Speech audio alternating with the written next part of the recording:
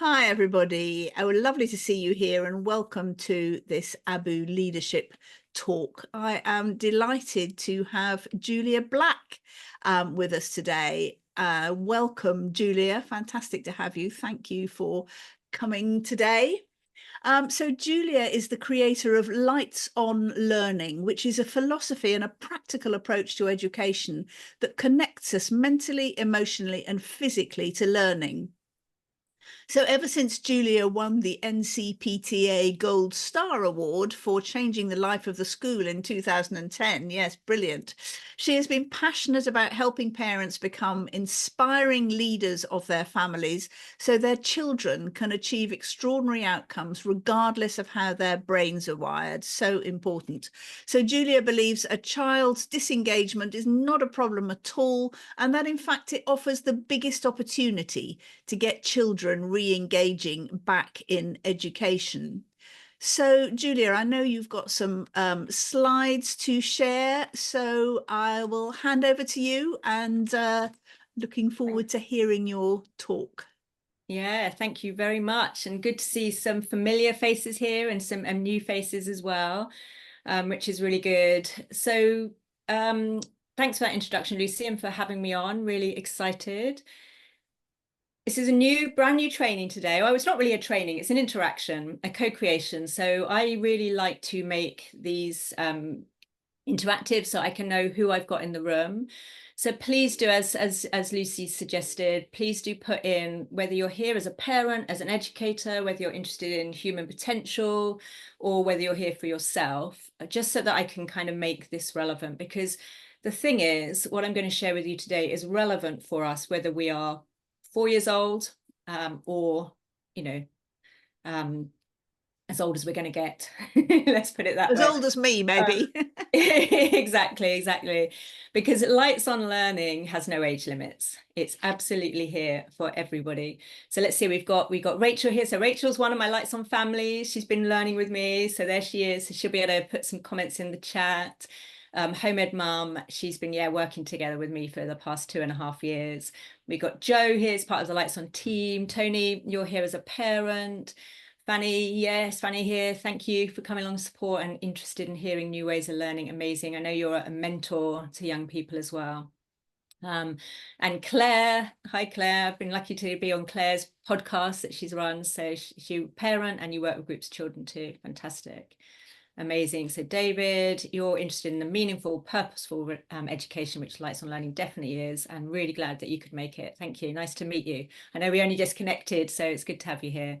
And Penny, you're here to learn and all about human interaction and potential. Amazing. Oh, Breeza, you're here as well. Fantastic. Yeah, she's a big Lights on fan and educator. And yeah, I'm looking forward to collaborating. So let's begin. My intention, as Lucy said, is really to help you see the problem of disengagement in a new light. It's for us to look at where perhaps we've been creating a problem where maybe there doesn't even need to really be one.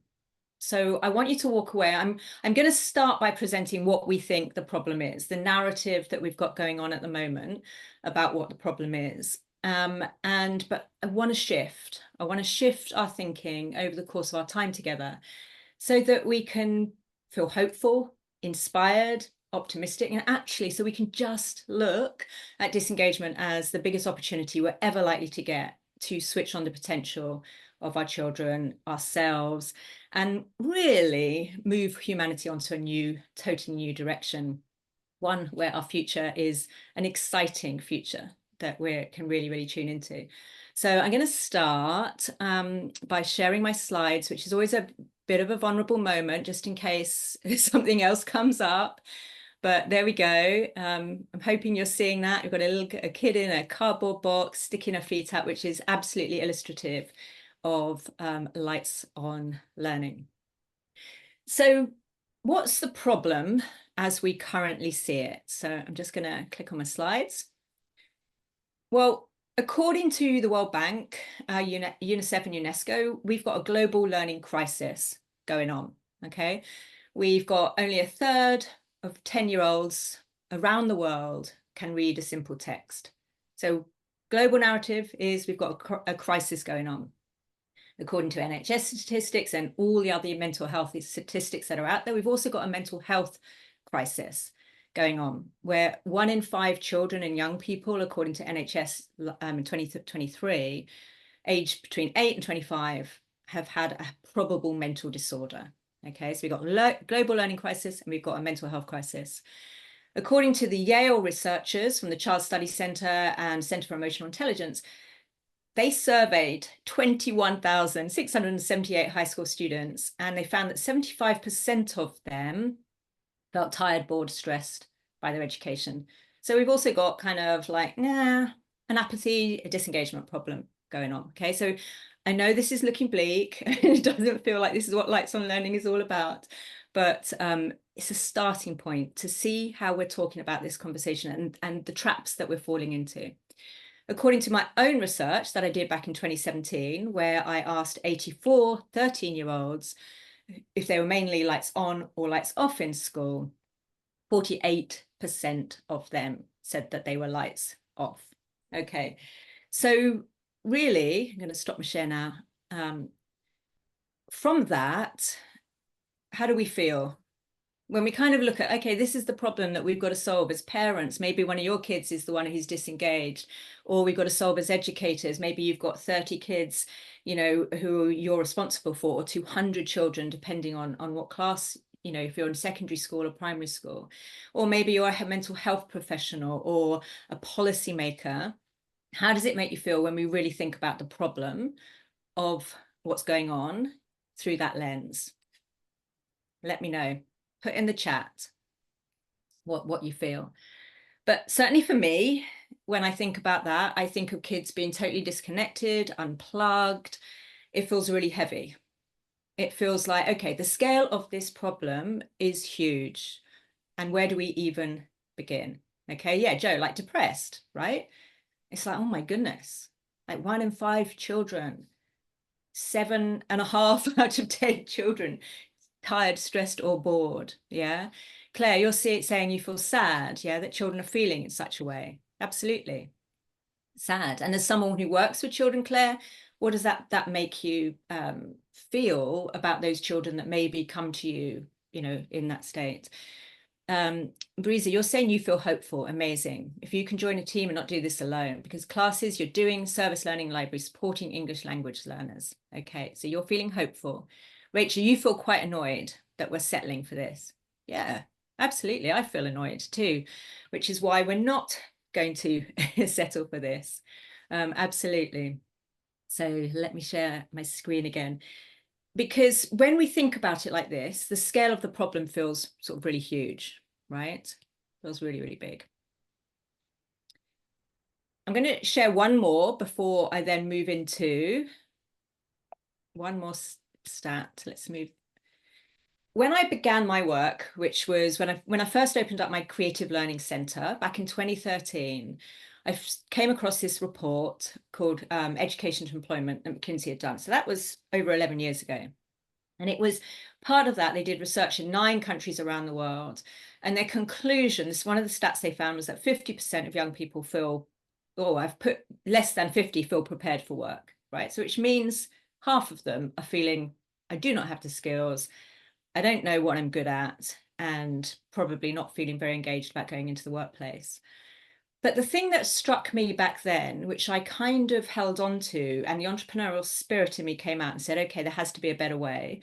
Like Rachel's saying, we're not going to settle for this, was that the education that we are providing for our children, and I want us as parents to own this, if that's where we are as well as educators, is in a totally parallel universe to the real world.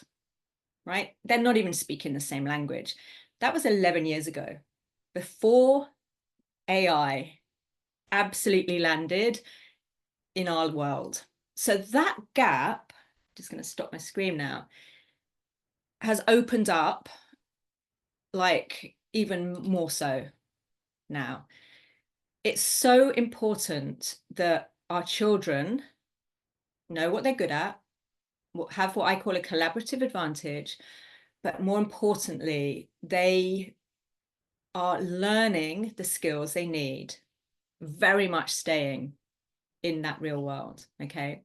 So I believe the old school solutions that we've been looking at, they're just not going to close that gap.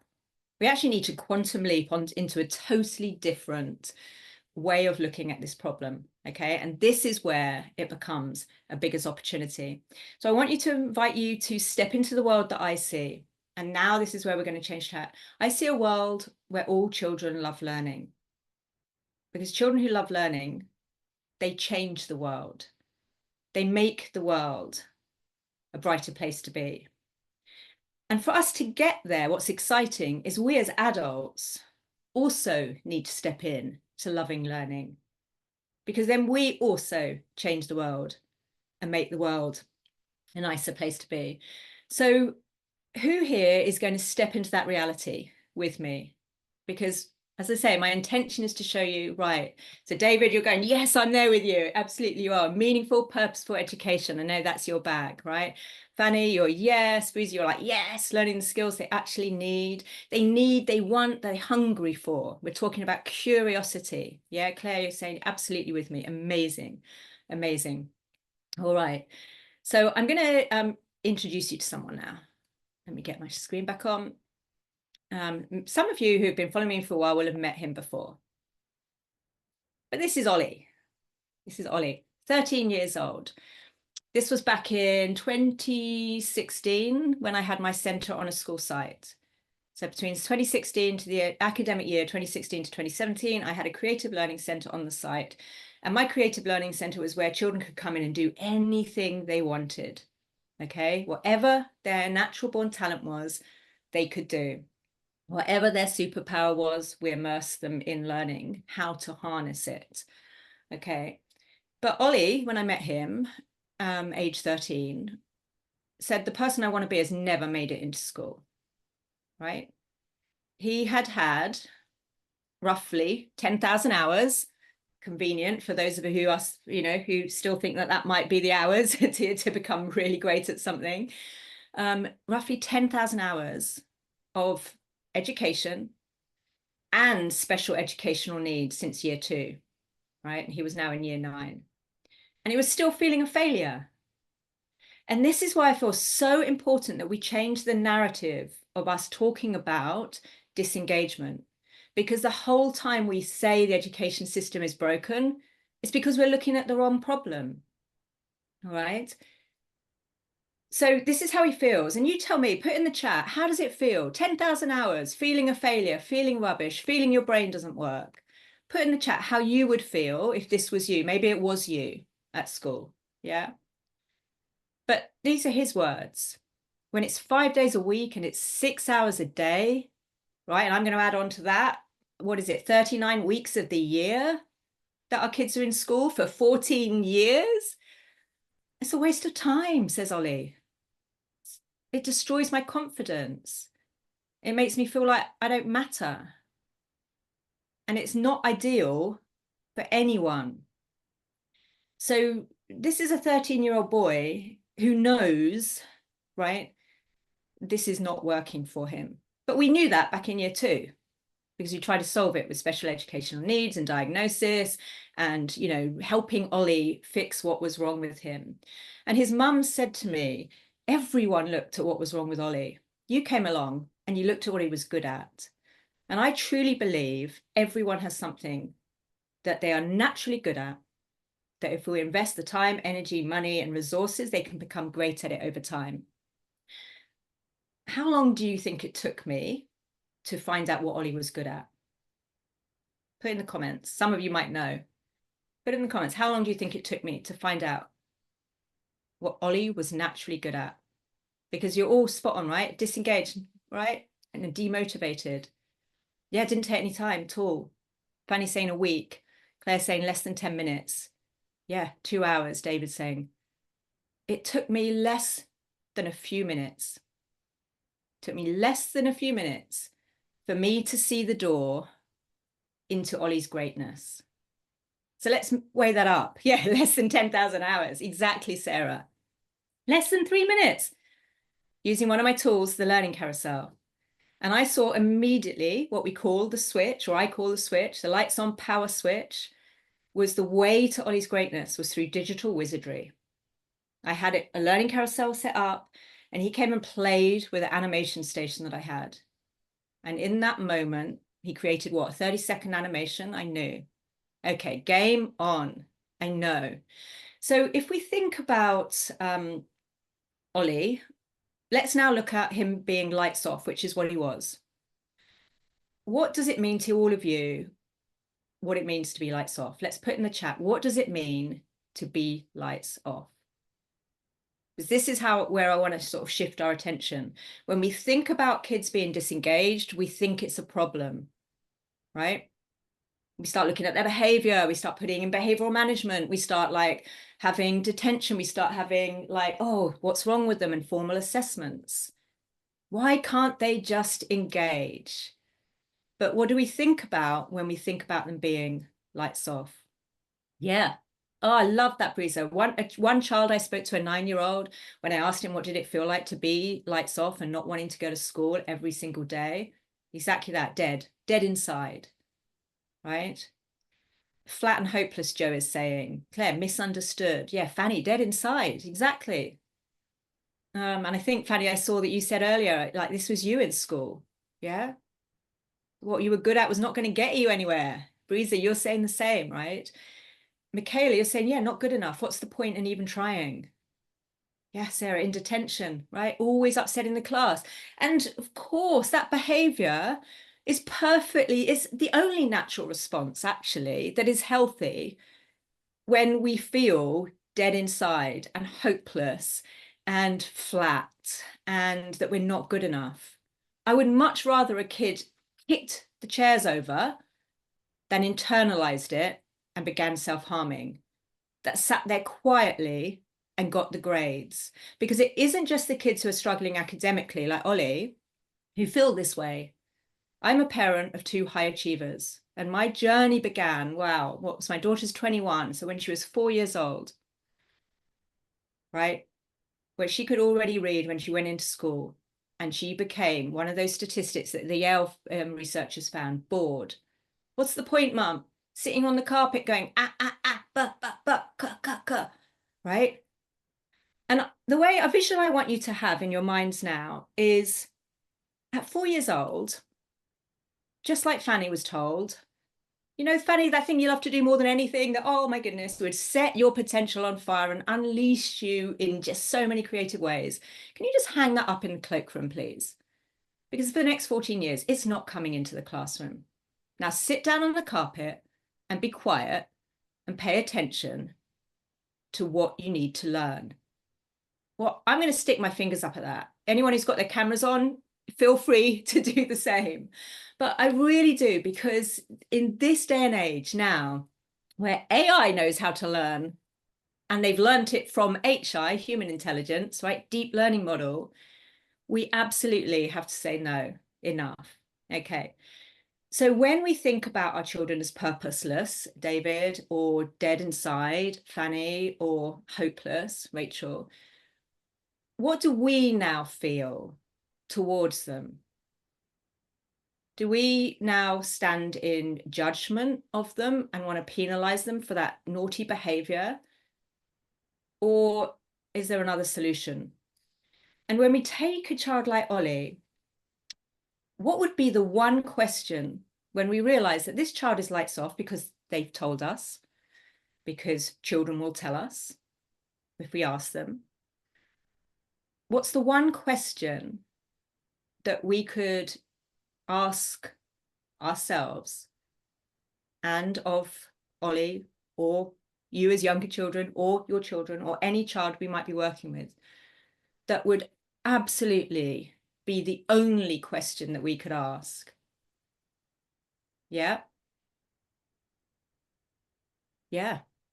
Let's find out every individual light every child has, Claire. Absolutely. Full of compassion now, right?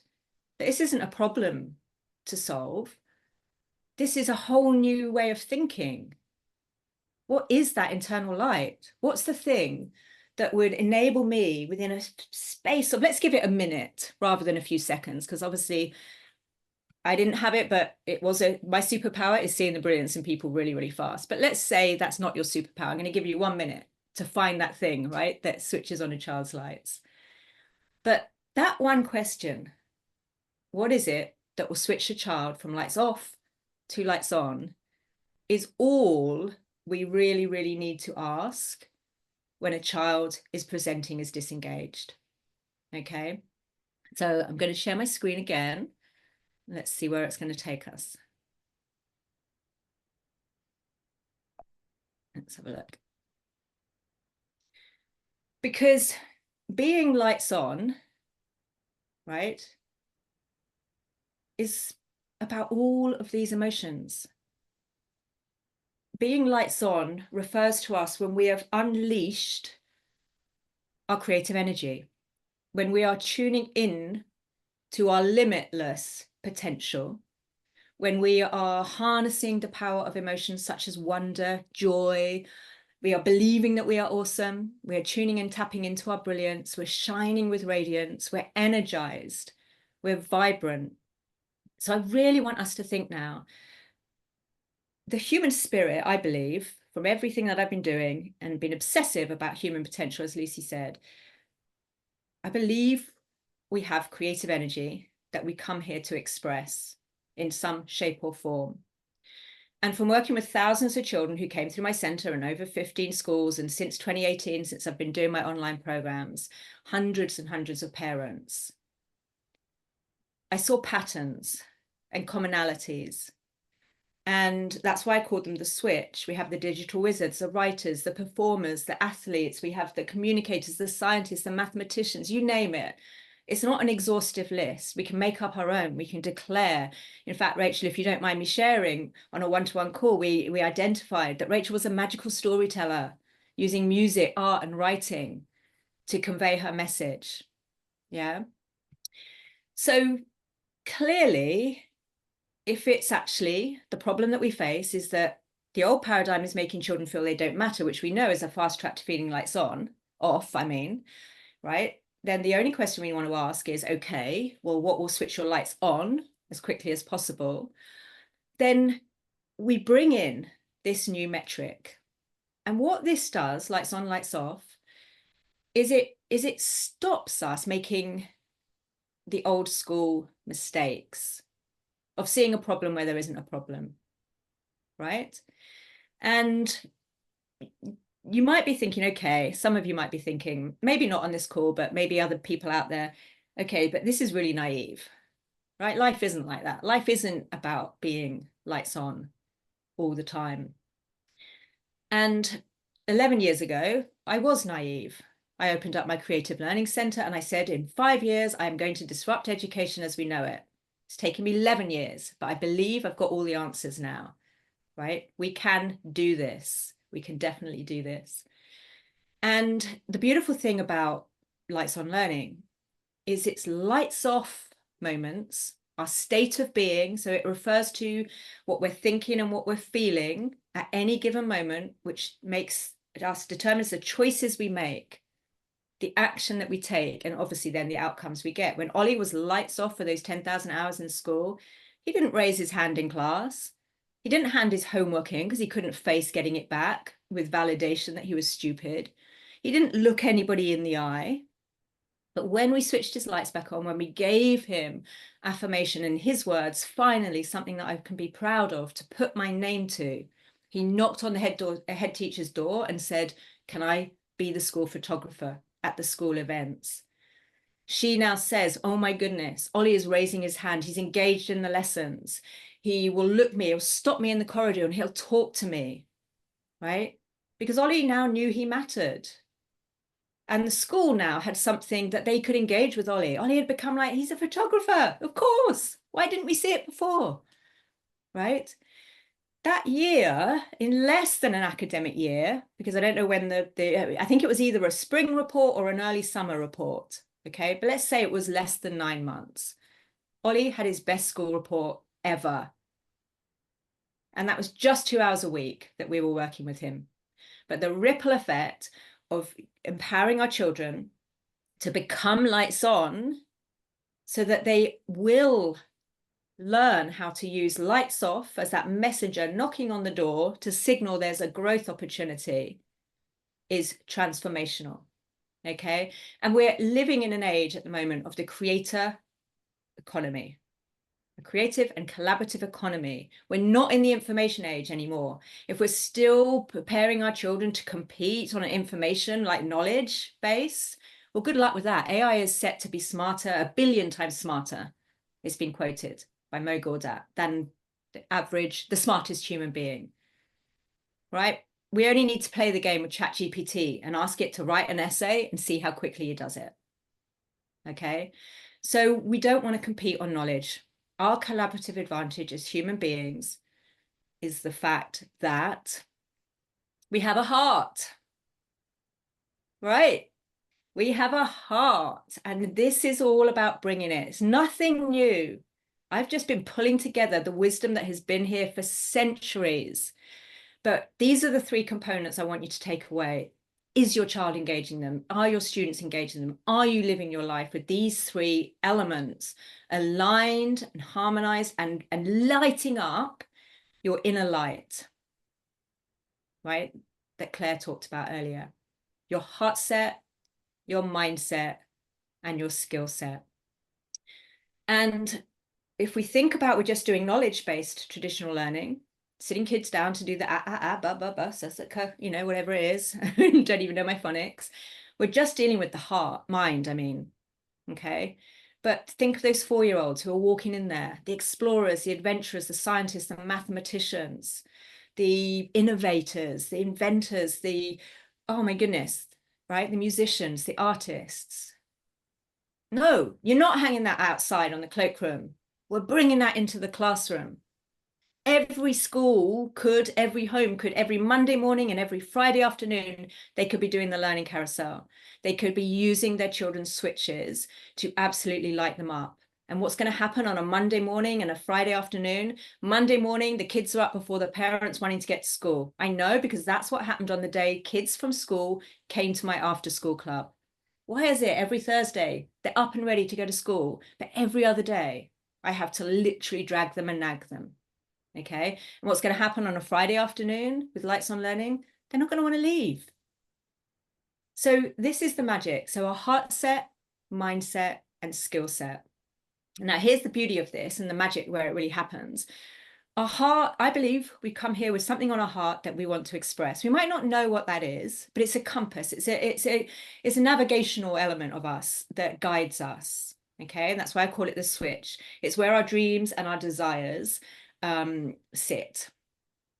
And being unfulfilled, I believe, from working with thousands of children and hundreds of parents, that unfulfillment is when we have not listened to the heart, and our head is in the driving seat, and our heart, I don't even know if the heart is in the car, to be honest, right? It's not even in the back seat having a voice. But when we bring the heart in, the skill set, the relevant skill set now is not the same for everybody. Let's take Rachel again, if you don't mind, Rachel. I know Rachel really well, so she's in so I'm going to, but Rachel is a magical storyteller who really felt the desire to use music to communicate with the world and had not been doing so because, well, you can put in the chat, Rachel, what the story was as to why that had been parked away. But now we know the skill set she has to develop in order for her heart to be fully expressed. There's no more second guessing. Yeah, you might need your 3 R's, you might need your 4 C's, communication, collaboration, critical thinking, and creativity, right? And you might want to bring the 3 H's in, your heart, your hand, and your heads. But we know the relevant skills. And when we know the relevant skills of our children based on what their heart wants to express, what do they feel now? They feel seen, they feel heard, and they feel valued. So the problem of the old school model, which was they don't feel valued and they don't matter, and what's the point? It's not going to help me anyway, suddenly is not a problem at all, simply by bringing in the heart set. And again, really simple for us to do. We could do it in 10 minutes within a school. And now a child feels seen and heard. Now we have a door open for how we can unlock and bring in their excellence. Okay. So lights on learning, again, not really anything new. Heart, head, and hands together. Okay. Lights us up faster than anything else. So I want you to now meet Bryony, because it's not just Oscar. We've got hundreds of these stories. But the ones I'm sharing are really our poster children for Lights on Learning because of the magical transformation that happened really fast. Bryony was age 6 when her mum came to me during lockdown. And all these stories are in my book, which thanks to Lucy, just a little plug there for my book that's coming out at the end of the year. You can dive into these stories in more detail. But Bryony was age 6 and she was beginning to want to refuse to not go to school. She was feeling anxious, sick. And luckily for her, lockdown happened. So the problem of needing to refuse to go to school didn't exist. But also luckily for her is her mum now picked up on, she was really anxious about writing. And so she signed up to work with me. Now, this is tangible evidence what you see, right? For me, from September to January, massive, massive transformation. Very visual. We don't even need to read it to be able to assess it and give a grade, or you're a sub-level 3.2 or 1.3 or whatever it might be. Irrelevant, meaningless. We can see this child has grown as a learner. She's grown the skill set. And we started it. And I just want to point out that even the photo from September 2020, that in itself was a massive impossibility made possible, right? A milestone reached at the time because she couldn't sit down to write without anxiety. Okay. And we got her, or her mum led her to write 10 words. And that was the moment the doors opened for her. But we got her to write 10 words by focusing in on what she loved. She loved dinosaurs. And she loved learning facts and reading books and drawing. And then she loved telling her younger brother all about what she had learned. Okay, not rocket science, really simple. The best educational practices in the world will do this. So that's the kind of transformation. I want you to meet James, who when I met him, he was 12 when I met him, turned 13, but was failing massively in school. Rock bottom, mental health. Became an award-winning entrepreneur in just 9 months. Again, led by the mother, right? Using Lights on Learning techniques, understanding what we're looking for. What does James love to do better than anything else? What's his superpower? He loves making money. He's entrepreneurial. Of course, he can't sit down in a classroom and behave. He's not following anything that's going on. His mind is moving too quick. Okay. I want you to now meet Oscar, because this is where I want to bring the lights on. I'm going to introduce you to a new tool. Hopefully I've got time. I think I'm doing all right. With some of the educational practices that are just commonplace. So is the education system broken? No, there's an amazing stuff happening in schools all around the world, okay? But this is Oscar. He was 6 years old when he came to me, underperforming in school, as the report said. Lazy was the feedback his teachers were giving his parents. And the parents were kind of like, this doesn't really ring true for us with what we see. Oscar's sparky, he's curious, he's got things he wants to explore. So Oscar came to us in the after school club, and it was clear, again, using our techniques, that what did Oscar love to do? He loved designing houses. No surprise there, because his dad was an architect, okay? So what skill set could we help Oscar develop that would allow him to get better at expressing what's on his heart? Technical drawing, okay? So Oscar, age 6, I don't know if you can see draft 1 really clearly there, but this is Oscar's visual transformation that happened in less than 4 hours. So he came to us 4 sessions after school, 2-hour sessions, but probably only spent an hour working on the drafts and, and getting feedback and things like that. This was Oscar's visual transformation, age 6, of what he could do when he activated his heart set. We flipped on the switch, we made a relevant skill set come into play, and we helped him adopt this mindset of excellence. Okay, again, draft critique. I learned about draft critique from Ron Berger, the author of Ethos of Excellence. It's in all the best outstanding schools, pretty much probably around the world by now. This was 2013. And it's when I realized draft critique was not happening enough in schools, or it certainly wasn't happening in my kids' school, when I stood up and said, I believe there's a different way. And the problem is that most of our children are living in a first draft, maybe second draft. Let's even go up to third draft in Oscar's thing, right? If we look at draft 1, 2, and 3, most of our children, we are accepting a draft 1, 2, or 3 level of living, even actually for us as adults. Now, he's 6 years old. So draft 3, oh, brilliant, Oscar, well done. That's amazing. We could have stopped there. We could have even stopped at draft 1, which is where most schools with children who are lights off will be stopping. Okay. But we didn't stop there because we wanted Oscar to be wowed by what he could do. Okay. And he was wowed by draft 5. He ran up to me and he just was so proud. And he showed me, look at what I can do. Now, I made a film with Oscar, and I'd love to, what I'll do is I'll send it out to all of you who are here with me on the live and who registered on the replay, because when you hear this 6-year-old talk about how anything is possible when you try and try and try again, and how his view of himself as a learner changed the moment he delivered that final draft. Yeah, really simple technique that can go into schools. Now, here's where it gets even more exciting. I'm going to introduce you to my lights on spectrum, because the reality is it's not binary. We're not either lights off or lights on, okay? When we began tracking with my families and the community back in, I think it was a year ago, maybe August last year, it was obvious that we needed really 3 gradients. So I'm going to get onto this one. 3 signatures, as I'm now calling them, lights off, and 3 signatures of lights on, because it's nuanced, right? So we've got darkness, dimness, glimmer, glow, brilliance, and radiance. And I put names to them when I could see that people needed a bit of clarity of definition. But I don't care what you call them, right? But what really is important is this becomes your blueprint. So I've talked about a parent's educational blueprint for learning.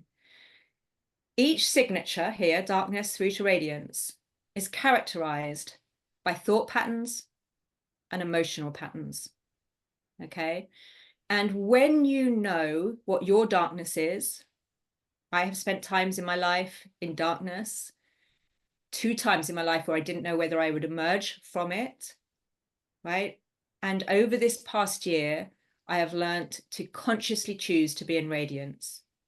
But what was fascinating when we began tracking within my community is that we found that most of us are living at glow or below, right? Glow is as good as it gets for many of us. I feel content. I may even feel I'm enough with that affirmation, right, that we're all encouraged to do. But what that means is, in terms of your creative energy, you're probably still only getting at a draft 3 level, right?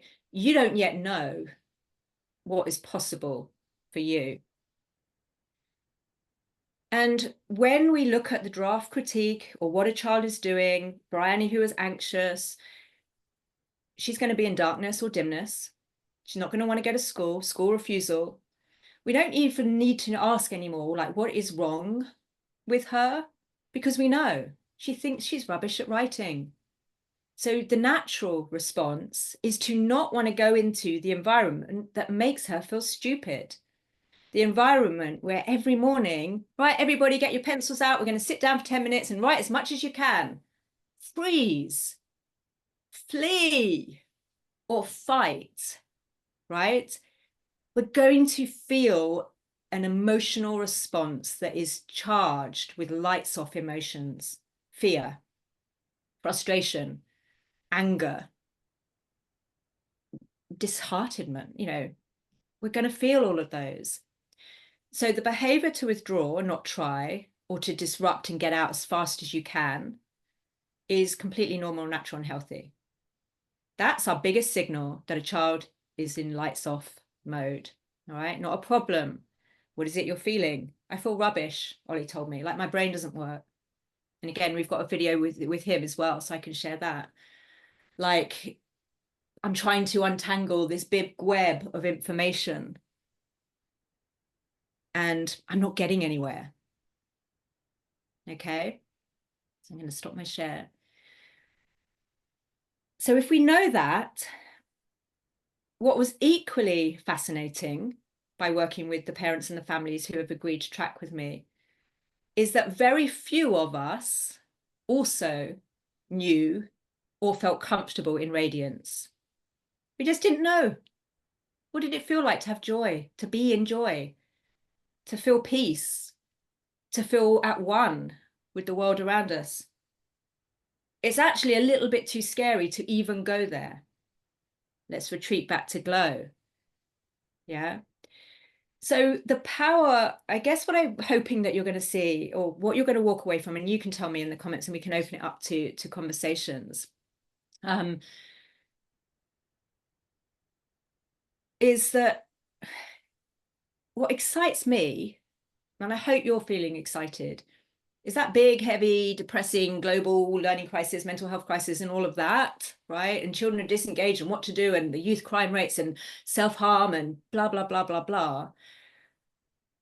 Of course, that's where we're heading.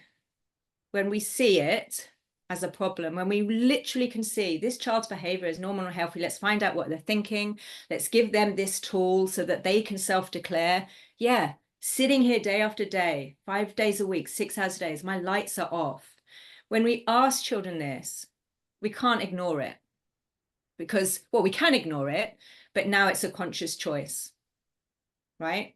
We can't now say, what is wrong with them? Nothing. Nothing's wrong with them. Their brain is working perfectly healthy.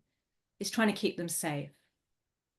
So, yeah, the heart set, the mindset, the skill set, learning to be lights on. What switches on your lights? Let's find out as quickly as possible. And children know, most children know, a lot of them don't. Not a problem, we can find it really quickly. And some, it's buried deep inside, but not a problem, we can still find it when we know that that's what we're going to find. Okay.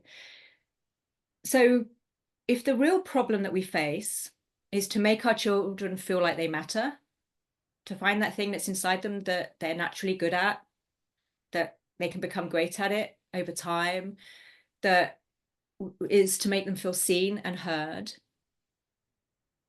Wow, what an opportunity.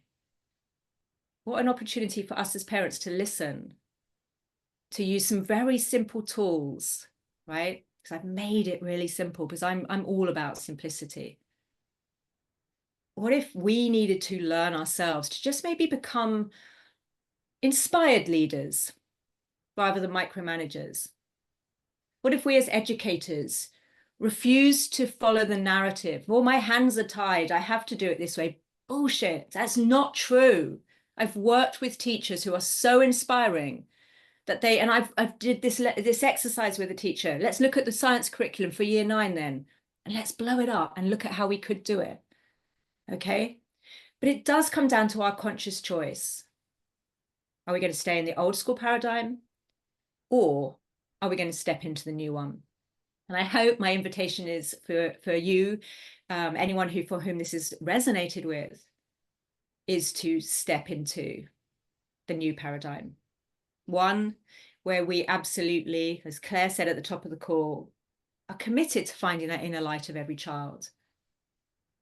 Because I believe to do anything else with everything that we know about neuroscience, our heart's intelligence, our nervous system, emotional and mental resilience, and the beautiful educational tools that have been being used for years and decades and centuries, anything else, to do anything else is inhumane.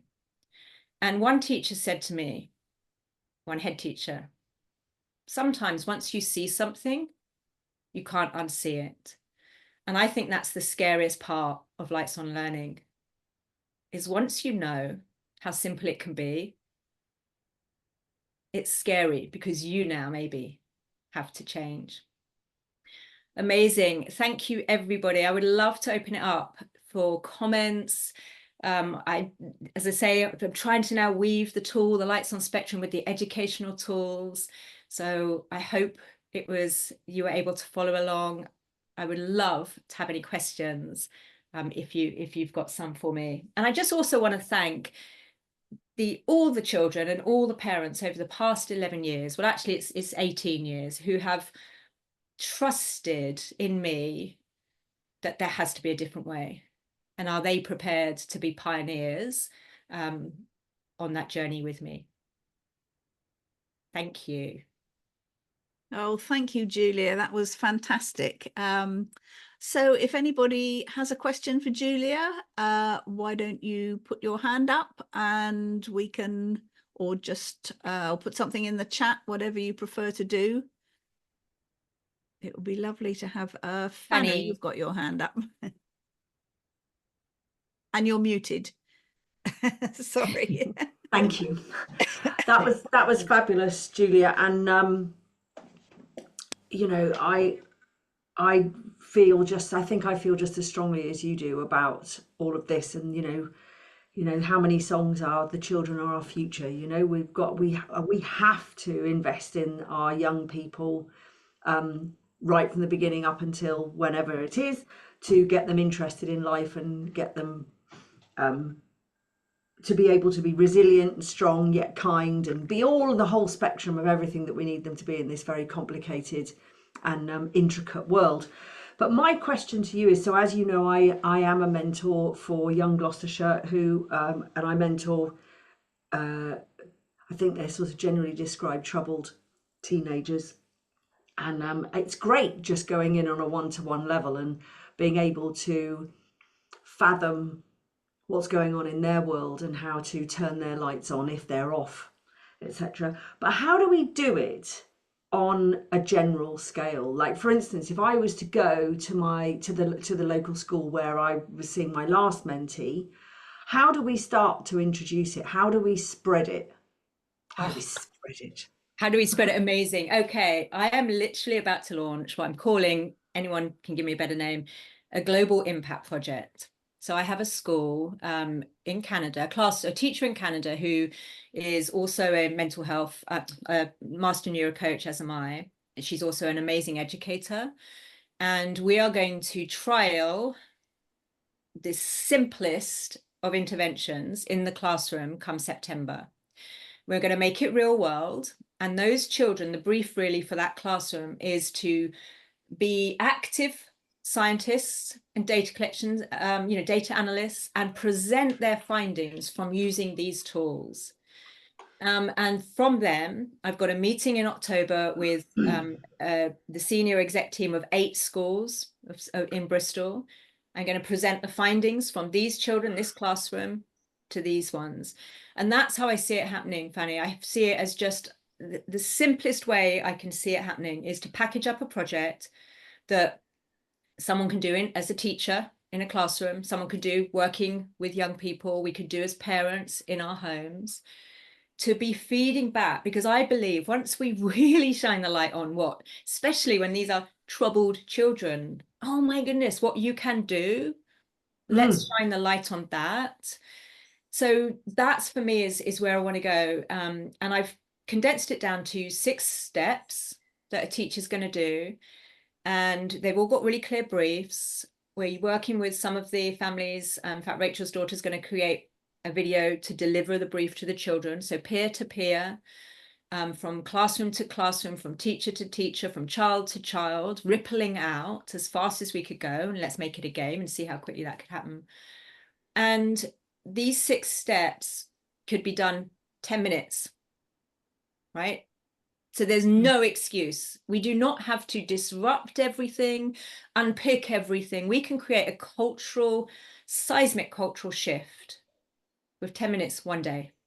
Maybe it's 20 minutes next week. Okay, 40 minutes this week. A one-day jam. Yeah. And all of these tools and the projects, I've tried and tested them with thousands of children. It's what I did to get them to see their brilliance. That's ultimately what we're doing, right, Fanny? And that's what you're doing with the kids you work. So, I really, really, the stumbling block has always been the adult in the room. And that's exactly what I was going to say, because it's like, from the school that I go and visit, I mean, the mentee that I've had last year, you know, she started off, she wasn't going to school, all sorts of, and mainly problems with her mother. And, you know, she's now got 100% school record, and she's even been asked to do the baccalaureate. So I'm absolutely, you know, I'm absolutely chuffed to bits, and she's engaged again. But again, it's the adults. I mean, I couldn't believe it that in year 9 in this particular school, they now have a member of staff purely for pastoral care.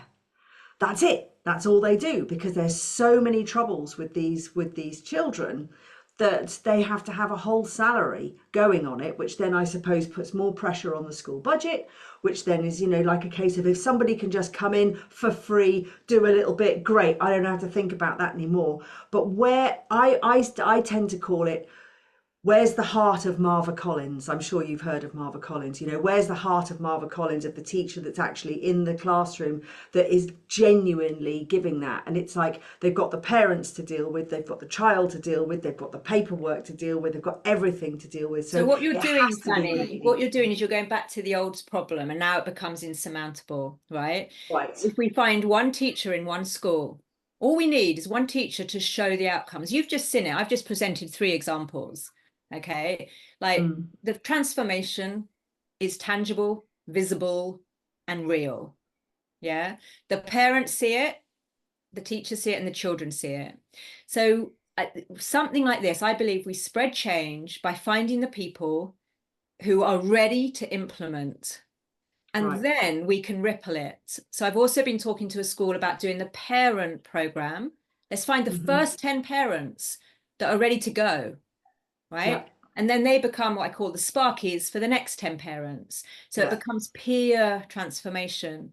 But because we've got the tangible evidence first, when we go in and try and unpick the resistance from the teachers, I've seen it from both sides. I've worked with teachers, I've worked with parents. Teachers are faced with a huge amount of lights off energy from parents. So they're already on their back foot, defensive, right? Yeah.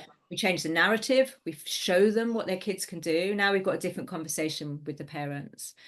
So it's the same thing. It's like, right, all we need to get momentum, it's that image, isn't it, of someone dancing on their own madly in the corner, and then suddenly another person joins them and they're dancing, and before we know it, we've got a whole group of dancing.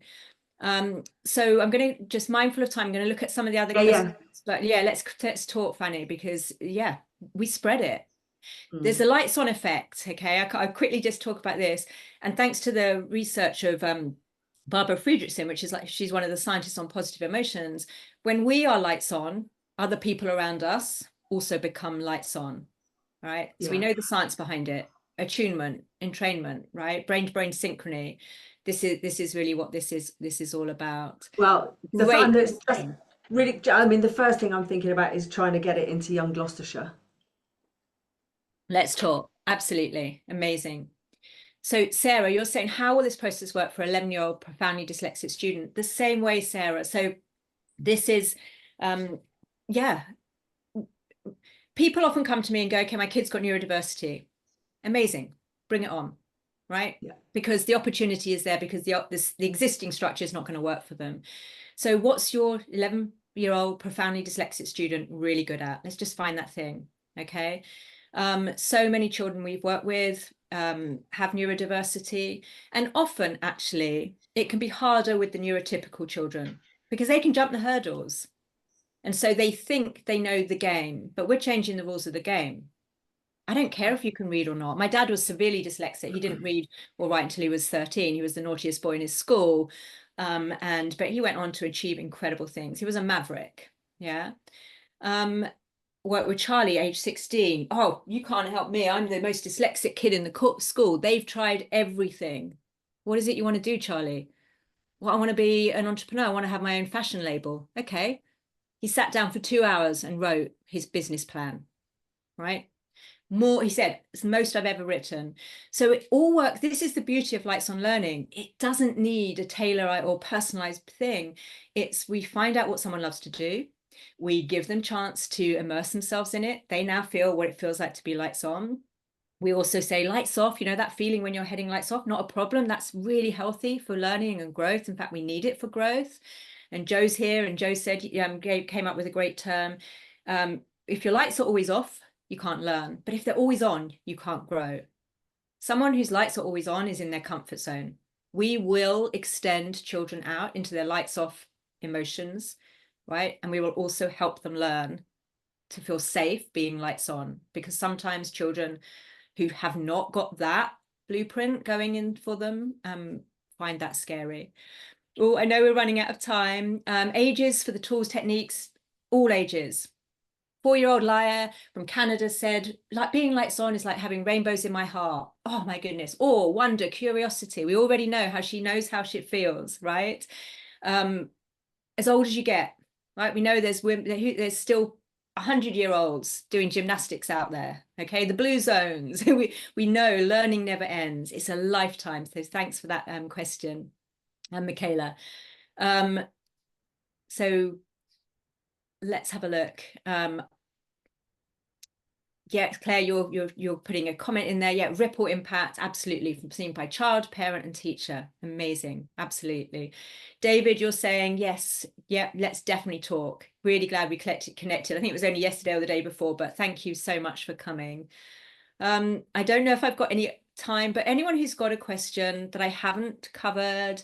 Emma, good to see you here. So you've tried, as you know, you tried in the past to use the lights on techniques, and you said that they weren't able to, they can't communicate what it is that turns their lights on. Hates talking about emotions and anything to do with psychology. Okay, let me quickly answer this. I think we've got 2 more minutes. This, and Emma, I do know you somewhat. So this is where it can sting for us as adults.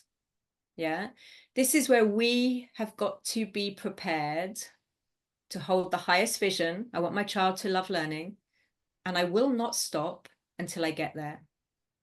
And what that means is you become a lights on learner yourself, right? And it's relevant for all of us. So I'm not just calling you out, Emma. It's like every parent I've ever worked with, every teacher I've ever worked with, it's like Fanny's pointing out. That means I've got to get comfortable with failure myself.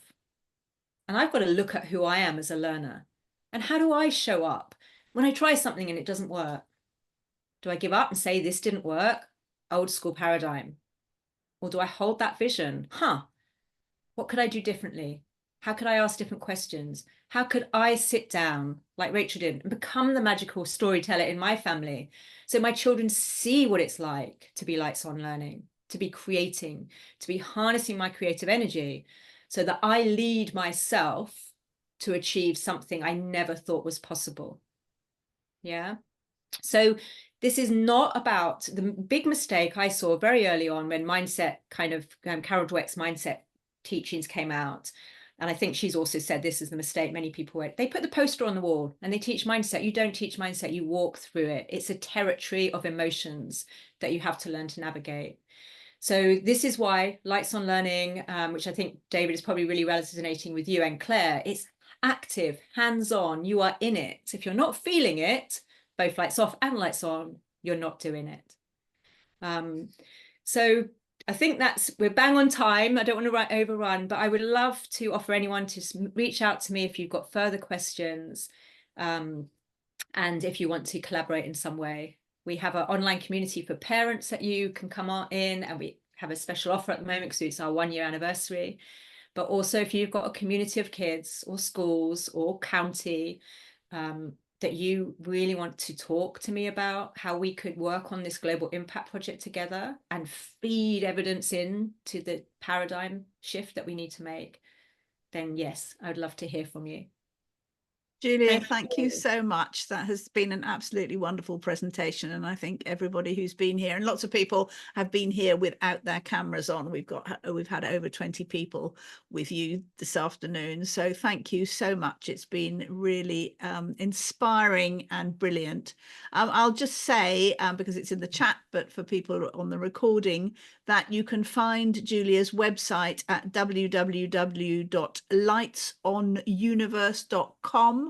and there's a great quiz on the homepage, or you can connect with Julia Black on LinkedIn, on Facebook, and on Instagram. I think that's right. Is that right, Julia? Yeah. And so I hope everybody will. And Julia, thank you very much again. It's been a brilliant hour and I've really enjoyed it. And I'm sure everybody else has been inspired to go forward with a different understanding of how we're working with our children. Thank you, Julia. Amazing. Thank you, everybody. Thank you, Lucy.